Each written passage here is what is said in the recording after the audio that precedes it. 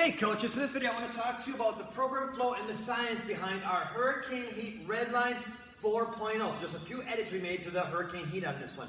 So again, as always with all the Hurricane Heats, the focal point is the sprints on this one. So when we're coaching, we really want to encourage them to get everything they got on that sprint. Once they're done with that sprint, then they would rotate to the back, and for this one, then we're going to have them do like an active recovery. Basically, there will be a core station there. So the idea would be you get the heart rate as high as you can get it on those sprints, because they should be giving you maximum effort. No one should have a problem getting the heart rate up good and high. Then when they're in their core work, they're going to use that to kind of challenge themselves by working on the core while breathing heavy, kind of that breathing behind the shield thing that Dr. Stuart McGill talks about. So the big thing we want to know is, again, know that they're breathing really heavy, so we just want to focus on good form on that core one, and that should give them a partial recovery. Also, just check your program to see how that's programmed, because there's not a whole lot of time to go from sprints, for example, if they end at the far end of the sprints, to get it all the way back and to get down. So we may have put EQs or something out there just to give them an assistance to get down on the floor for that core work. Once they're at that core station, then they would step forward, and there'll be a midline station there. And that's really important to know, that basically the point of that station is just to keep the engine kind of revving here. So what we don't want to go is to go where we got it go so low, and then you try to go from 0 to 100 miles an hour. So they're going to go 100 miles an hour on the sprints. They're going to loop back and they're going to work on their core while they're breathing heavy, which will give us some bonus things that are happening in the core there.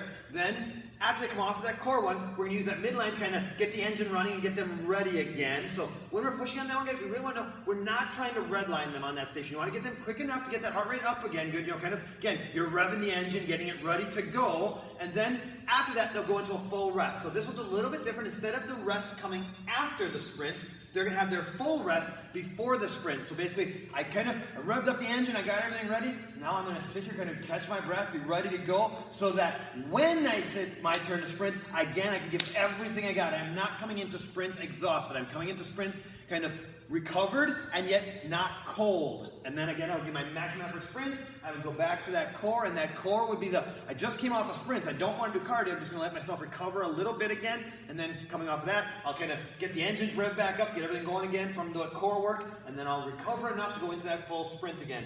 Same thing, they would go through that line like that 3 times. Once they've gone through that line 3 times, that would be the end of round 1.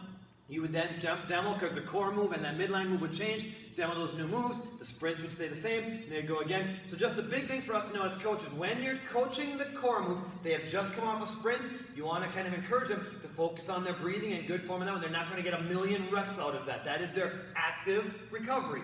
Then that midline, again, as us on coaches, we are not trying to redline them, because the big goal is, if they go so hard on that midline that they can't give you 100% effort on the sprints, we've missed the point of what we're trying to do with this program. So again, it should be a midline where it's just keeping everything loose, then I'm going to recover, and then go hard again on the sprints. Again, as always, whenever we're doing those sprints, though, we still want to make sure that as we're pushing our clients, we're watching them so that no one's twisting knees and ankles on those turns. This is the science behind and the program flow of how to coach our Hurricane Heat 4.0 Redline.